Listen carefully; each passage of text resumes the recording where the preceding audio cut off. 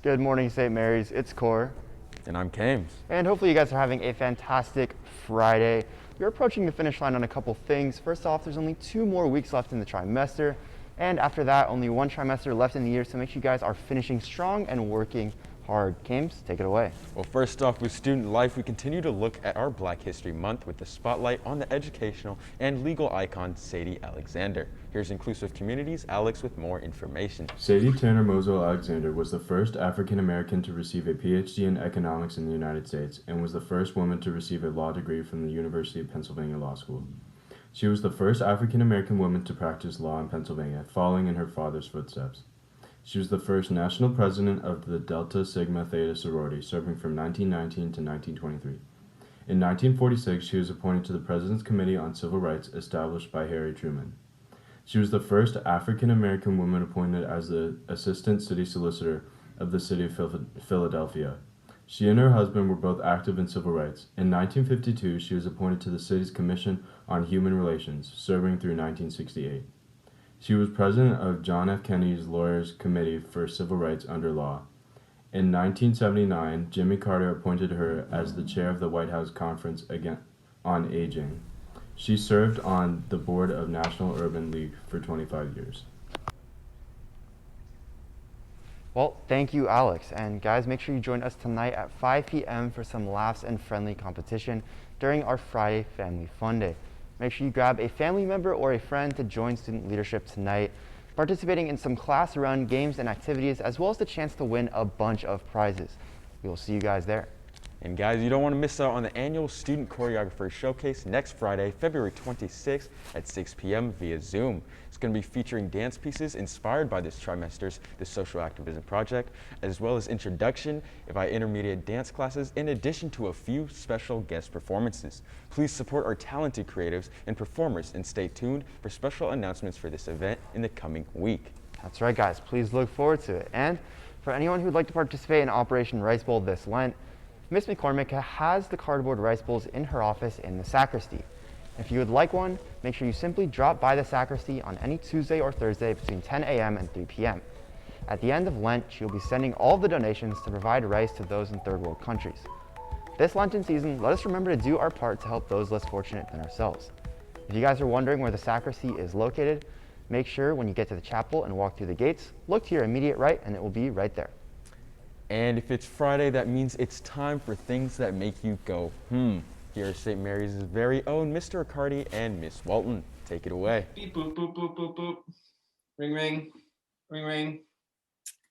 Ring, ring. Hello, Walton, it's Riccardi.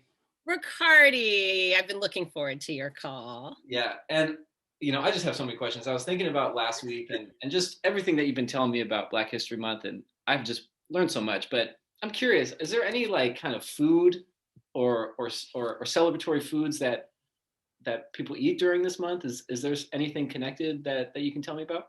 Oh, there's so much I can tell you. I have to put myself on speaker. Of course. So holding on. Of course. All right. Food. Food is an integral part of the African American community. And if we take it back to, again, I'm always going to go back to our ancestral roots. And when folks were taken from Africa and enslaved and brought here, they brought nothing except their culture, their traditions that they had already.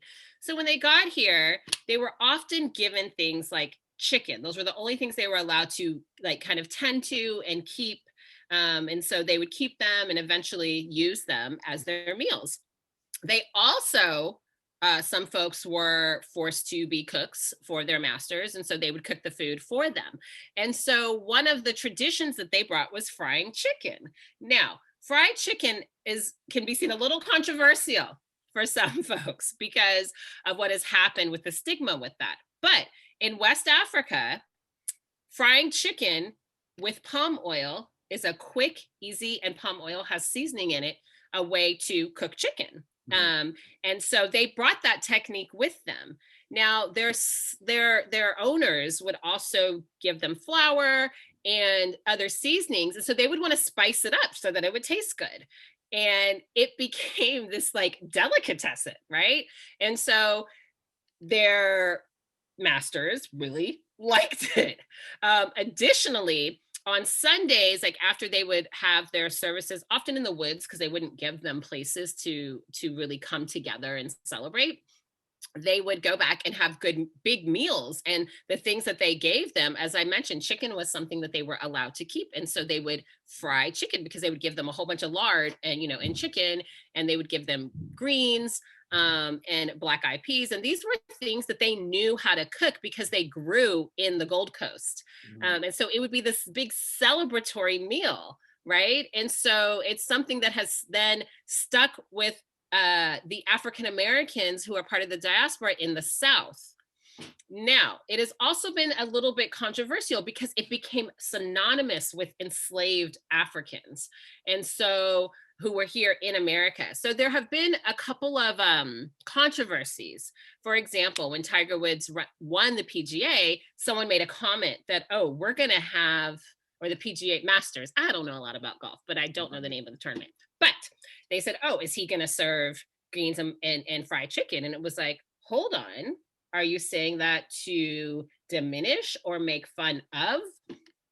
Because technically it's a celebratory meal, but to make it as though that is a slam or that's, a quote unquote diss to somebody is not okay. So that's kind of the history of fried chicken and why it's seen as a celebratory dish. Additionally, like Hoppin' Johns, which is like rice and black eyed peas, and I mentioned greens earlier, you don't necessarily eat them during February, but like for New Year's Eve, it's a symbol of good luck and prosperity. So, my parents used to make me have a tablespoon of black eyed peas and greens so I could go into the new year with wealth and good luck. Wow.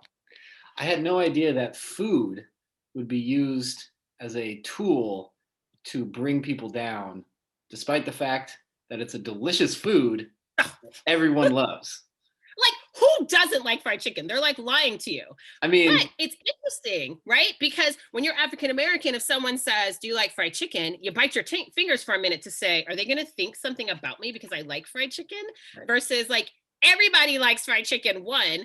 Two, there's it's a technique that our ancestors use. And quite frankly, like we spiced it up, right? Like put some good seasonings and stuff in it. Wow. Again, what a lesson. And I'm so grateful to be able to hear you and be educated by you in this time. So thank you again. Is it okay? So welcome. Is it okay if I call you later? I think I probably have some more questions. Is that okay? Oh, Riccardi, my phone is always open for you. Fantastic.